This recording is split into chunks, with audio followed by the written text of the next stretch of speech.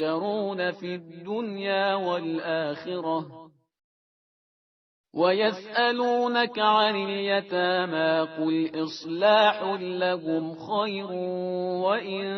تخالطوهم فإخوانكم والله يعلم المفسد من المصلح ولو شاء الله لأعنتكم إن الله عزيز حكيم ولا تنكحوا المشركات حتى يؤمن ولأمة مؤمنة خير من مشركة ولو أعجبتكم ولا تنكحوا المشركين حتى يؤمنوا ولعبد مؤمن خير من مشرك ولو أعجبكم أولئك يدعون إلى النار والله يدعو إلى الجنة والمغفرة بإذنه ويبين آياته للناس لعلهم يتذكرون ويسألونك عن المحيض قل هو أذى فاعتزلوا النساء في المحيض ولا تقربوهن حتى يطهرن فإذا تطهرن فأتوهن من حيث أمركم الله إن الله يحب التوابين ويحب المتطهرين نساؤكم حرث لكم فأتوا حرثكم أنى شئتم وقدموا لأنفسكم واتقوا الله واعلموا أنكم ملاقوه وبشر المؤمنين ولا تجعلوا الله عرضة لأيمانكم أن تبروا وتتقوا وتصلحوا بين الناس والله سميع عليم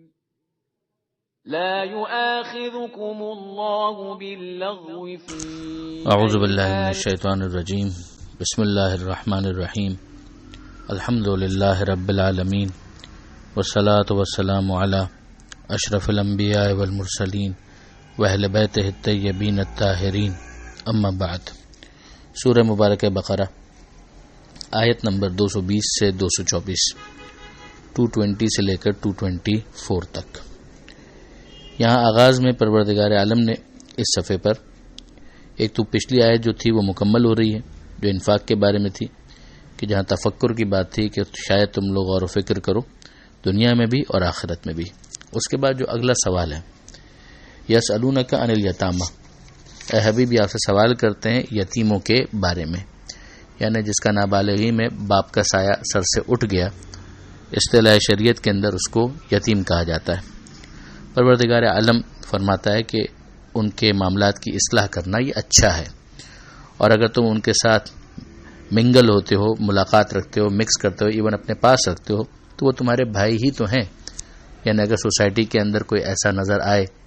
کہ جس کا کوئی لک آفٹر کرنے والا، دھیان رکھنے والا نہ ہو تو بہرحال پھر ایک اجتماعی ذمہ داری تو بنتی ہے. اور اللہ مفسد کو مصلح سے خوب پہچانتا ہے کہ کون فساد کرنے والا ہے اور کون اصلاح کرنے والا ہے. اگر اللہ چاہتا تو تمہیں مشکل میں ڈال دیتا، منع کر دیتا، مگر اللہ عزیز ہے، حکیم ہے، یعنی زبردست بھی ہے اور حکمت والا بھی ہے. ایکچولی اس کے بارے میں مفسرین نے یہ بھی بیان کیا کہ سورہ نساء کی ایک آیت نازل ہوئی تھی کہ وہ لوگ جو یتیموں کا مال کھا جاتے ہیں وہ اپنے پیٹ میں آگ بھر رہے ہیں اور عنقریب وہ جہنم میں داخل ہوں گے.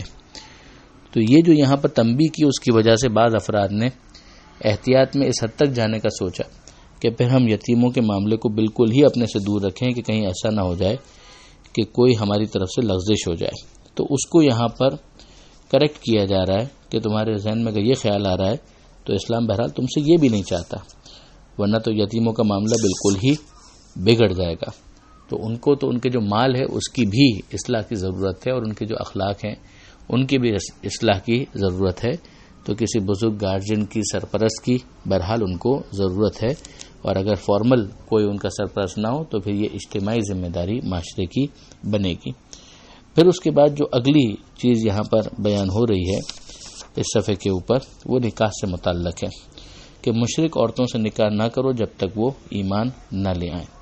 اور پھر یہ بھی سمجھایا گیا کہ اگر ایک مومنہ ہے اور بظاہر کنیز ہے تو وہ اس مشرک عورت سے بہتر ہے، چاہے وہ تمہیں کتنی ہی پسند کیوں نہ ہو.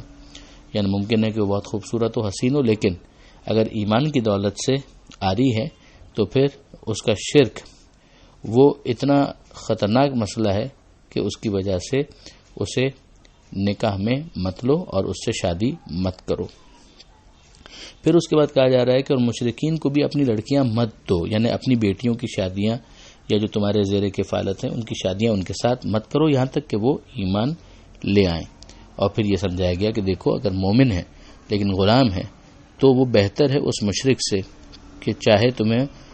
وہ بہت زیادہ پسند ہی کیوں نہ ہو، ہینڈسم ہے، اسمارٹ ہے، اسی طرح سے مثلا مالدار ہے، مگر مشرک ہے.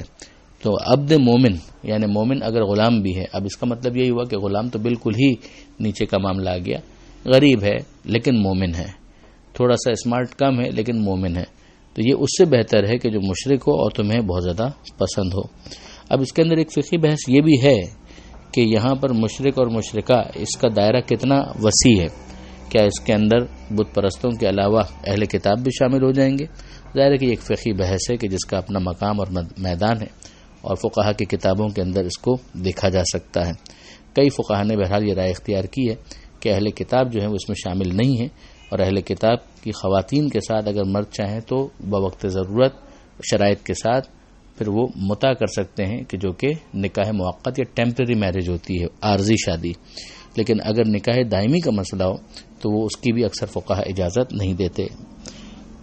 پروردگار عالم نے ایک تو اس ممانعت کا فلسفہ بھی بیان کیا کہ یہ لوگ آگ کی طرف بلاتے ہیں. شرک جو ہے وہ ظاہر ہے کہ خدا حساس ہے اور پروردگار اس کو قبول کرنے کے لیے تیار نہیں ہے،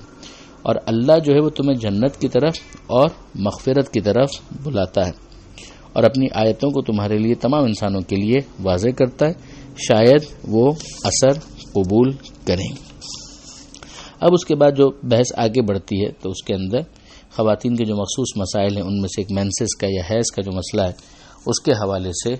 بات آگے بڑھتی ہے کہ پروردگار فرماتا ہے اے حبیب یہ آپ سے سوال کرتے ہیں محیض کے بارے میں، یعنی حیض کے بارے میں. اب یہ پچھلی شریعتوں کے اندر بھی ظاہر ہے کہ اس کے حوالے سے احکام تھے، کچھ لوگوں کے اپنے نارمز اور کسٹمز ہوتے ہیں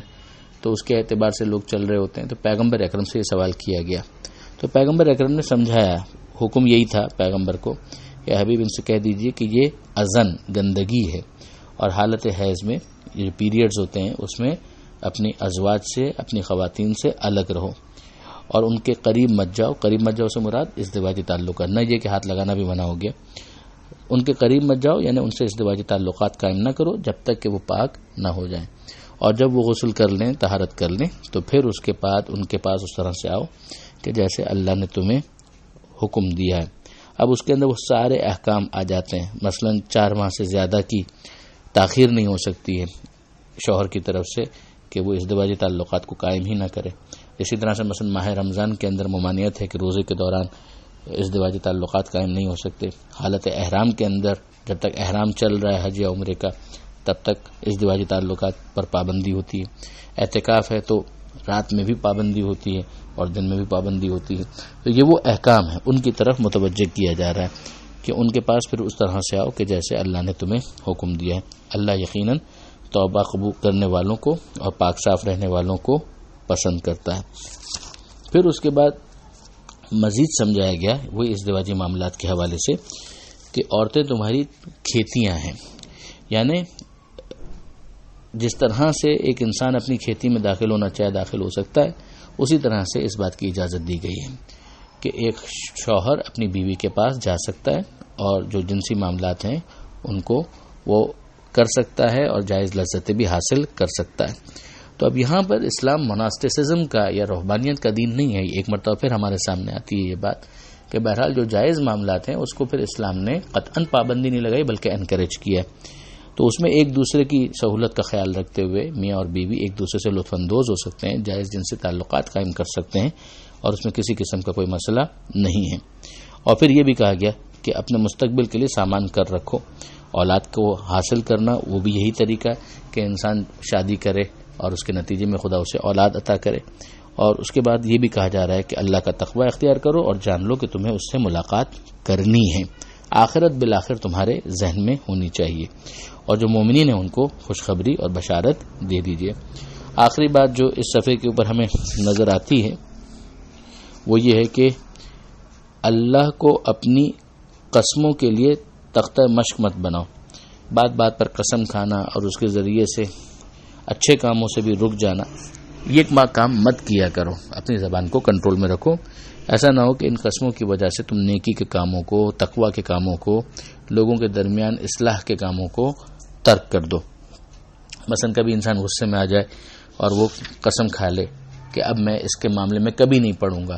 تو اب یہ خواہ خواہ کہ اپنے لیے ایک پریشانیاں کریٹ کرنا ہے، تو یہ مناسب نہیں ہے کہ بات بات پر اللہ کی قسم کھائی جائے. ہم دیکھتے ہیں کہ اوور آل جو اسلام کا مزاج ہے کہ جھوٹی قسم کھانے کو تو ویسے ہی حرام قرار دیا گیا ہے، مگر جو سچی قسم بھی ہے اسے بھی بہت زیادہ انکریج نہیں کیا گیا کہ انسان بات بے بات سچی قسم بھی کھایا کرے. تو اسے کنٹرول کرنا ہی زیادہ مناسب اور صائب ہے. پروردگار عالم سے دعا ہے قرآن مجید سمجھنے اور اس پر عمل کرنے کی توفیق عطا فرما، اور وارث قرآن امام زمانہ کے ظہور میں تعجیل فرما. وآخر دعوانا ان الحمد للہ رب العالمین. والسلام علیکم ورحمۃ اللہ وبرکاتہ.